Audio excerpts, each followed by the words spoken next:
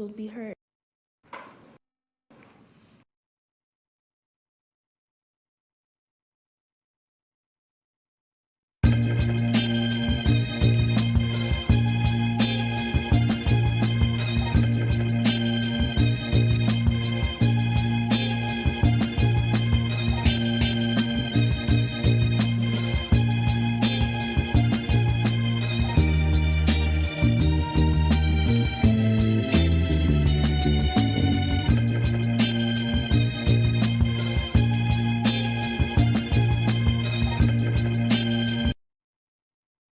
Today, my voice will be heard. The story of Pieper Lewis holds power. The trauma of Pieper Lewis carries a ruptured beginning, tormented past, and a delayed future.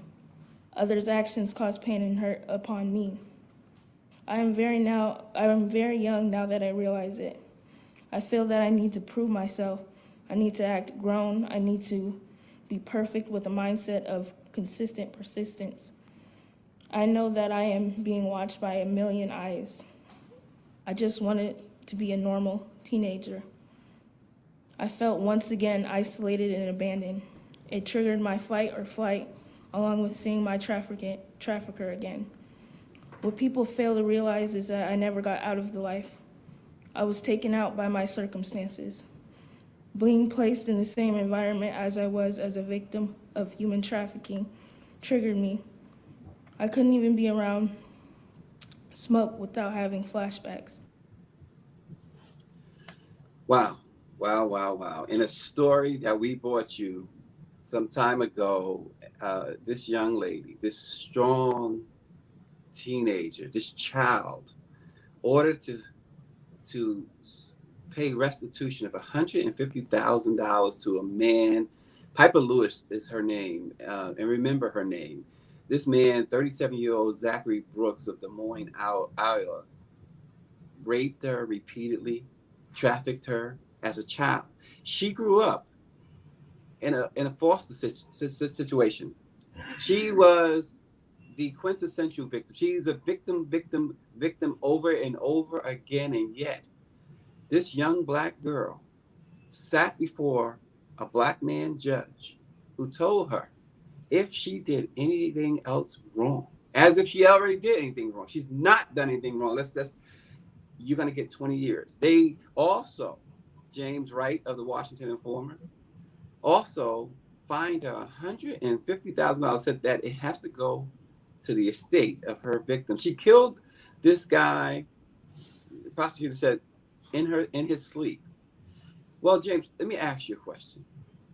When was the only time she could escape from this horrible, horrible house of horror she was forced to be in?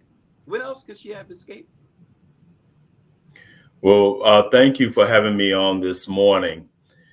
When I saw this, I sat in front of my computer for about 2 minutes and just looked at it. This is incredible, and this is incredibly stupid on all levels. Human trafficking happens around us every day. When we're walking downtown or when we're walking in the community, we walk right past people who are being trafficked, but we don't know it.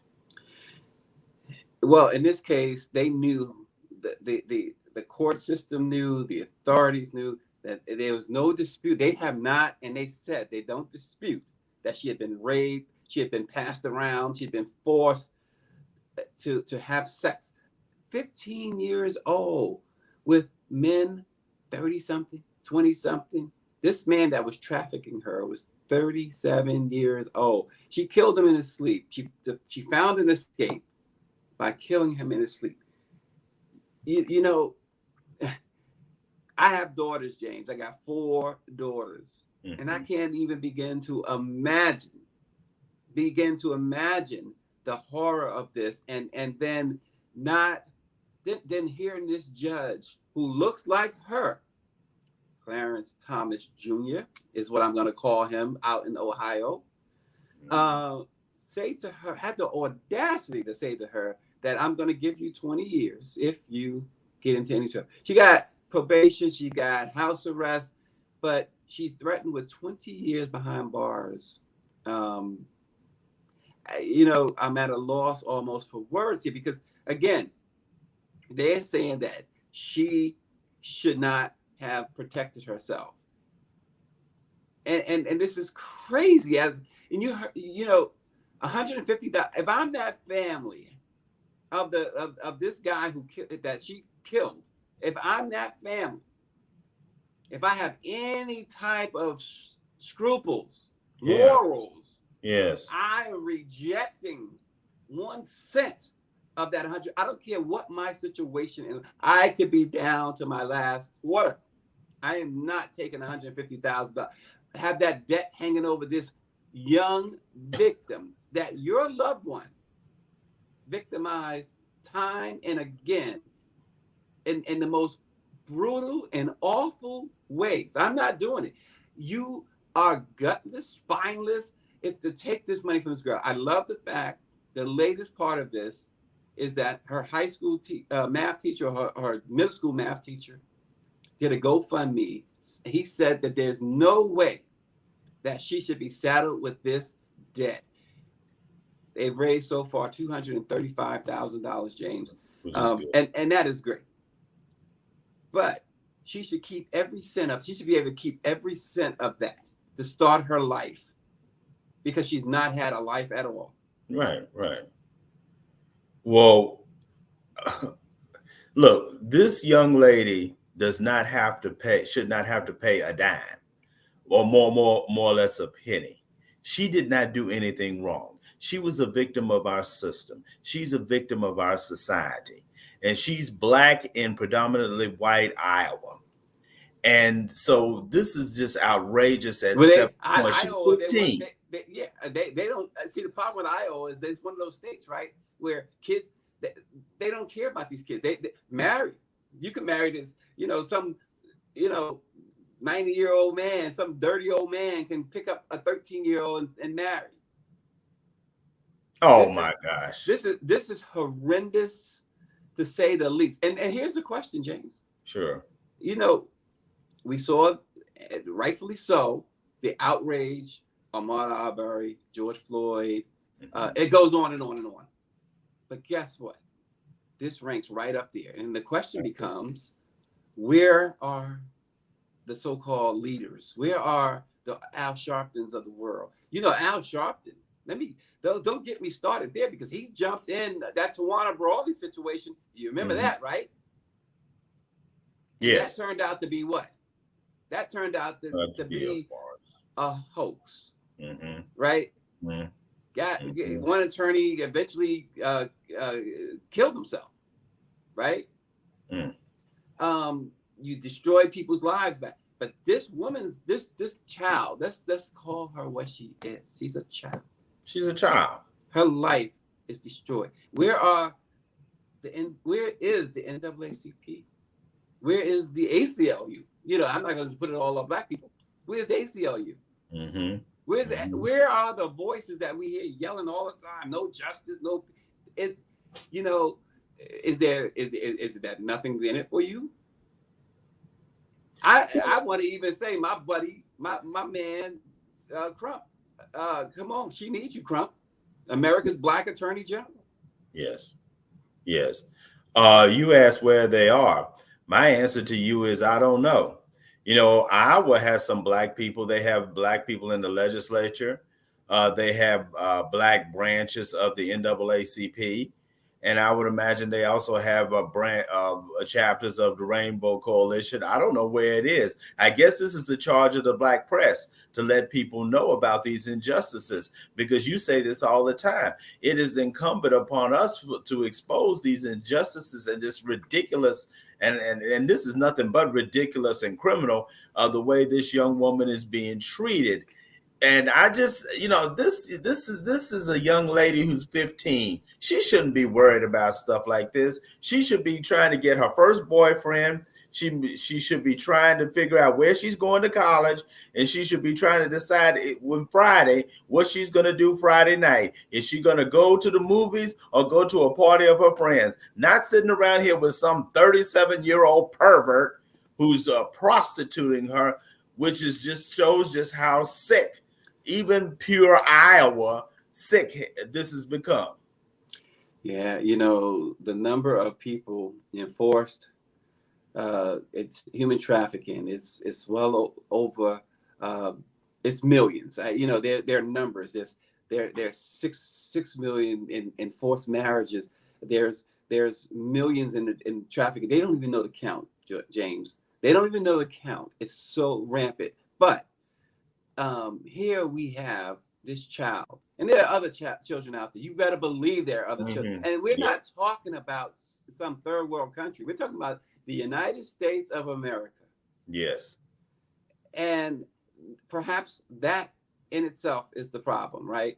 Because again, when has a Black woman or a Black, certainly a Black child, when have their lives meant anything to the U.S. injustice system? It's interesting that we love these young sisters when they're able to make money for us or make money for the country or make money for certain people. But when they try to stand up and assert their womanhood, as this young lady did, and she had the right to do so, we want to penalize her. I'm really, really angry at that $150,000, like you with this $150,000 fee. What kind of mess is that? She shouldn't have to pay a dime in terms of restitution for a family of a criminal pervert. That makes no sense at all. Yeah. The justice system in Iowa is broken. It is really, really broken.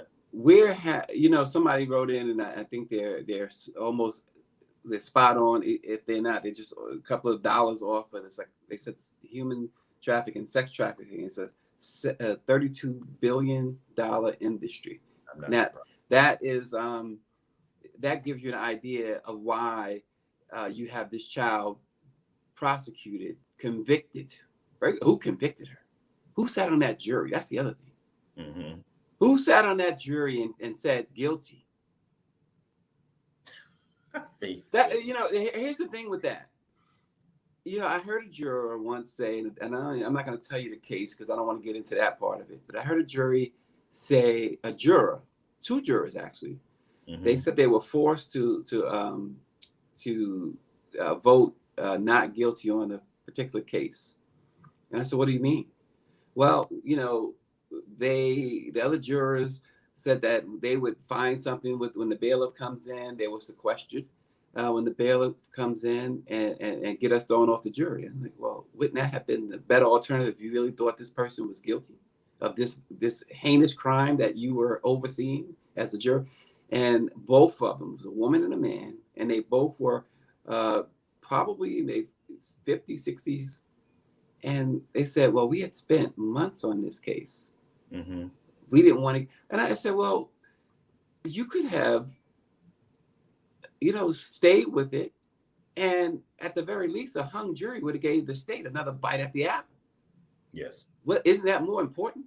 So what I'm saying here in this case, how do you sit there? I don't care what evidence they couldn't have put up any evidence. They admitted that this girl was trafficked. They admitted that she was a victim. It's illegal. In the worst of ways. Yet you convict her and say, you know what? And that conviction meant that not only that $150,000, it meant 20 years of her freedom, as if she hasn't already been incarcerated for all her life, really. Because this trafficker had her incarcerated. Yes. The thing is with the jurors, I've been a juror on several criminal trials. I don't know what they're talking about. The juror is supposed to vote in terms of the evidence as they see it. And if their colleagues don't agree with that, then so be it. That's our system. Mm-hmm. But to go along what it is, Stacey, is they're going along to get along. And that's dangerous. It is and then you got this child up there. You got this child sitting there You know, it was undisputed. In fact, even the prosecutor admitted that she was a victim. And so why would you come back with such a verdict to put even more stress on this child? And why, as a prosecutor, do you feel the need to bring a case like this in the first place? Michael Jackson said the whole system sucks in his song Scream. And it sucks. He's right. He was right. The whole system. He was. You can, and people will bash me for saying this. You can say vote all you want. Vote, vote, vote, vote. Every time somebody votes, what happens? That's your answer? Well, hey, to each their own. But the whole system sucks. This child, 15 years old, she's 17 now, but this guy grabbed her up at 15. She was already abused before that. Right. And then he snatches her up. He's the worst kind of prey. Yesterday, R. Kelly was convicted in Chicago of 7 counts, right? Mm-hmm. And from what they described, that was heinous, right? Oh, but his two co-conspirators or alleged co-conspirators was acquitted, right? This is what they said R. Kelly was doing in a sense. I'm not capping in any way for R. Kelly. Don't get me wrong. All I'm saying is I'm thinking about the where everything is, all these so-called values that the system has, right? Let's take him down. How about taking down this judge? Yes. This judge who decided that this child was such a menace to society that he had to impose this $150,000 fine on her, and the worst way, not a fine, not just a fine. Yeah. But you're going to pay the people just who tormented you. Pay your oppressor. I mean, that's just ridiculous. One quick point on your R. Kelly thing. I don't like to bring this up because this is an unpleasant fact, not so much in terms of R. Kelly, but there is a deep, dark culture in Chicago of grown men courting young ladies. And I'm just going to leave that there. I'm just going to leave that alone. But because the point is, these men, before you finish your point, what you said right there, these men who court these little children, these young, we see it all the time. 17, 18, Rick James said she was only 17. Mm-hmm. You are weak. You are probably on your way to impotency, or whatever you call it. I can't say it because it's not me. Yeah. But you're on. You short eyes is what they used to call them. Back in the day, short eyes. Grow up. You're not men. You're not men at all. That's right. You can't handle a real woman. That's why you with these children. There you go.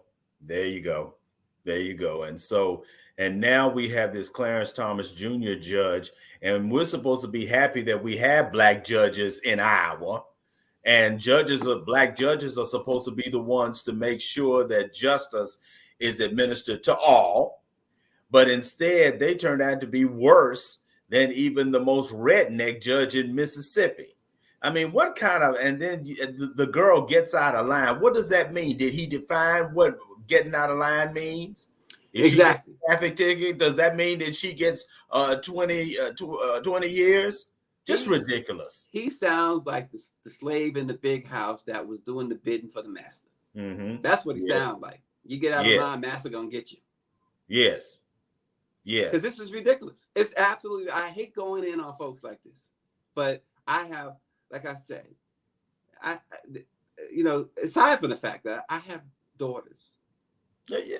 But the fact is, you look at this young, innocent, sweet child.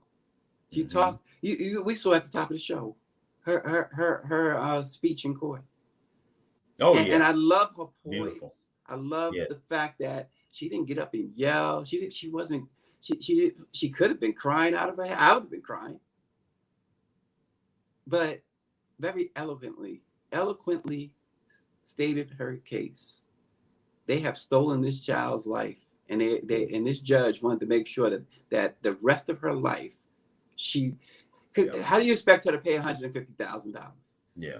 So in other words, you're gonna live with this all your life. You're not gonna have a chance to get over this, is what the judge was telling her. You're not gonna have a chance to have a breakthrough in your therapy, because you're not even gonna be able to pay for therapy when I get done with you. That's what the judge basically said. You're not, and that sentence was basically said, you're not gonna be able to get any mental health services. You're gonna have to live your life on welfare. I kudos to the teacher, to the math teacher, the middle school math teacher, because she has nobody in her corner. Nobody in her corner. No family. That's nice. The math teacher is nice, but what about the church community? Where's the Black faith community? Heck, where's the faith community in general in this? Right. Where are all these running out in the street? The least little thing. Oh, I protested this, protested that. Where are you? Yeah. Nobody was. I mean, not that I could see. I've seen very different angles of this. The courtroom Greer showed earlier. I didn't see any outraged citizens, Black, white, Spanish. Yes. I didn't see anybody. Yeah. I mean, if you were there, you were quiet about it. Who stood up in her defense? Good point. That's a good point. Who said this is just outrageous on so many levels? You have these young girls in these communities. Nobody is standing up for them, Stacey. You in past shows, you've talked about the fact that Black people don't have a rock of someone looking out for them, and this is a perfect example of this. And so this young lady has to take on a whole system by herself and pay somebody $150,000 for an act that should have never ever happened. And I don't think she committed a crime, but that's just me. No, she didn't commit a crime. She it was about self-preservation. It was about seeing an opportunity to get out of the chains that she was put in ever since she was a baby. This girl never knew what it was like to be a child. She was never knew what a family was. Still don't, right? You grab her up as a baby and you start giving her to despicable men to do what despicable men do. That's right. Like I said, these guys who do this, I don't care who you are. You are not men. You can brag to your boys. You can brag to whomever. Which is sick. Right? Pound your chest. You going after short eyes is what, like I said earlier, short eyes. You're going after these children. Because you know what? Because a real woman wouldn't even give you the time of day. You don't deserve the time of day. That's a real right. woman you couldn't handle. That's Missy Elliott had you pegged. You the 1 minute man. That's why you're going after these little 13-year-olds. You can't hang. It's disgusting. That judge, I would love for this judge, if somebody gets this to you, judge, come talk to the Black press. Yeah. Let's have a conversation. Yes. Because there's nothing in the law. So the law even suggested that on the books, the sentencing law, you didn't have to give this child probation. There you go. That's right. You are absolutely right about that. These judges have wide discretion in terms of these sentencing.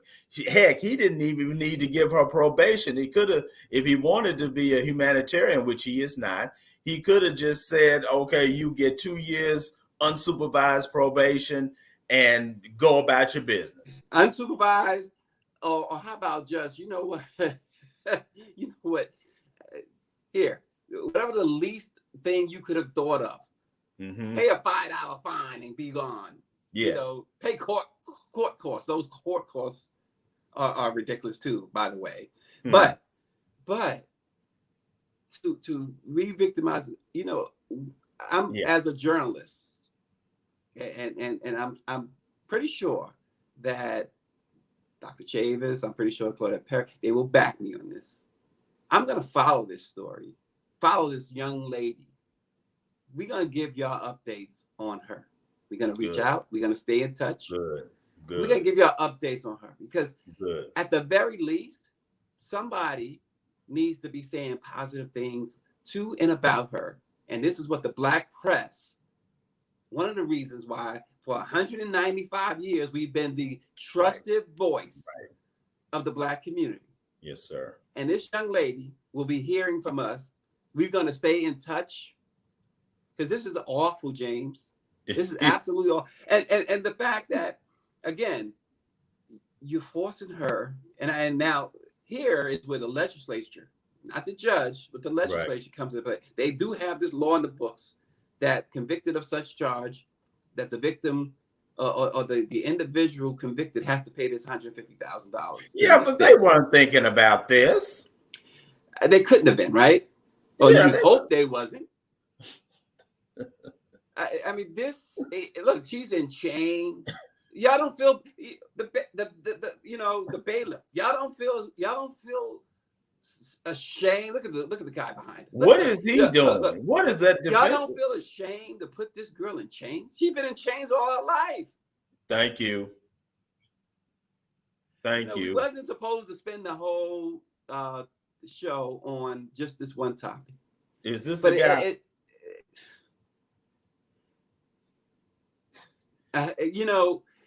But however, as Stephen A. Smith, however, it's if we are not talking about it, then who else is going to talk about it? If the Black press is not talking about it, who else is going to talk? If the Black press is not talking about it the right way, because mainstream did report that she was sentenced. Mainstream did report that she was raped repeatedly, but there was just that.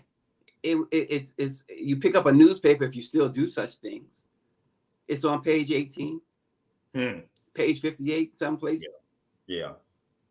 There's no outrage. Human trafficking stories always on page 18.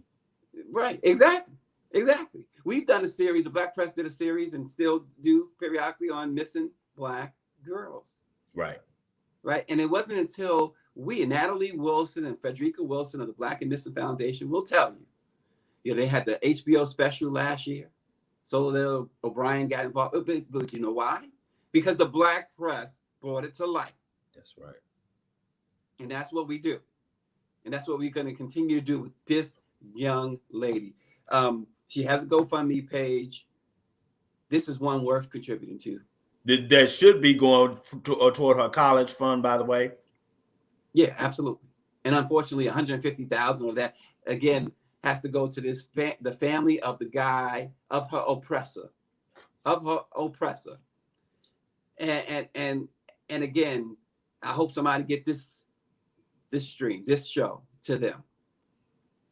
Because if you take this money, you need to know what spineless rodents you really are. You are, and that's the way to describe them. Yeah. Because it's ridiculous. Yeah. James, before we close, I got to talk about this. Abbott Elementary. My wife turned me on to that show. And I tell you what, I can't wait for the next season. I can't wait. It's a couple of weeks away. I cannot wait. Abbott Elementary. Homegirl is the bomb right there. Quinta Brunson. Oh, yes. Her story is more than worth telling.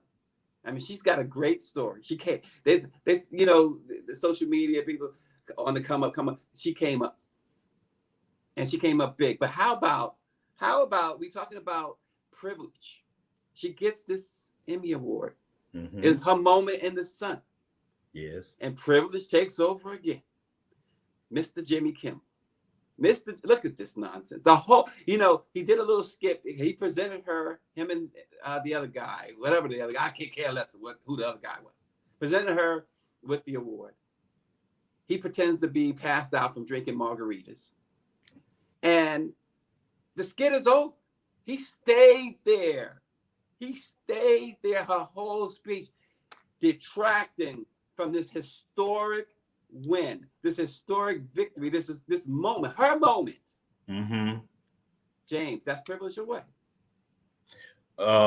Even though I did not see that particular with a picture that is up there now until yesterday, I'm not surprised with Jimmy Kimmel because he's a phony. And even when he brings his Black guests on, he's a phony. he's not real. He's all about privilege, and he's all about this soft white, self-promotion in the dialogue. worst way. In the worst way. You know, Cheryl Lee Ralph, her co-star who won an Emmy as well, she went in on him too. It was just ridiculous. Now, Kenta was on his show. She went on his show last night. And they made, you know, because she had said that she might punch him in the face. Yeah. But you know, she went on the show. She was, you know, the consummate professional.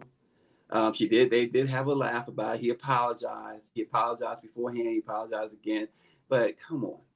No, why? You stole. That's how he felt. You will never. It's like you never get a second chance to make a first impression. She will never again. She can win 100 Emmys from here on in. She will never again experience winning that first one and being able to go up there and have her moment from her first win.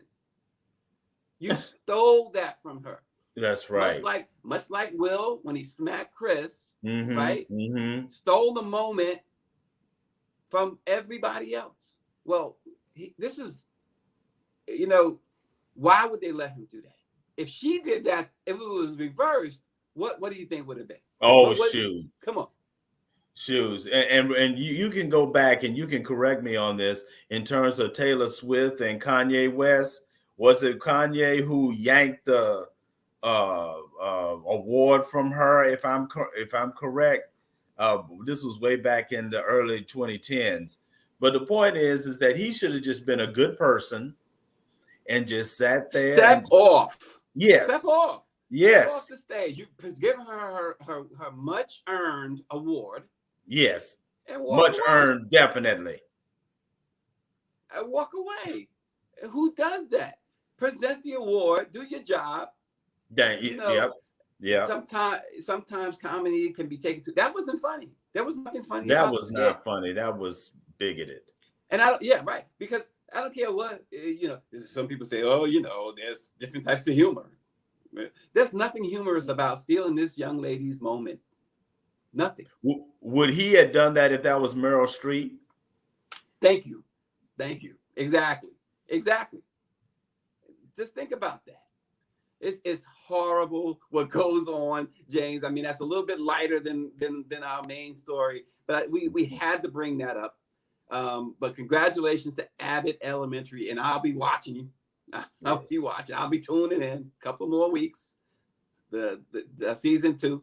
So, James, I appreciate you. James Wright, read him in the Washington Informer almost every day now. You guys, Denise Rollock Barnes, the publisher. She has everybody filing to the web on a daily basis. It's not just a weekly paper. Yes. And I tell you what, it is certainly one of the better papers in the chain. We got some great papers. It's one of the, and the Informer is right up there with the greats in the Black press. Thanks for joining. Let it be known. And again, we're going to bring you more on this young lady as time goes on. We're going to follow her. I promise you that. And you know, if you incline, go to her GoFundMe page and add a few dollars to that. It's probably the best, or certainly worth a couple dollars if you have it. Thanks again. We'll see you tomorrow.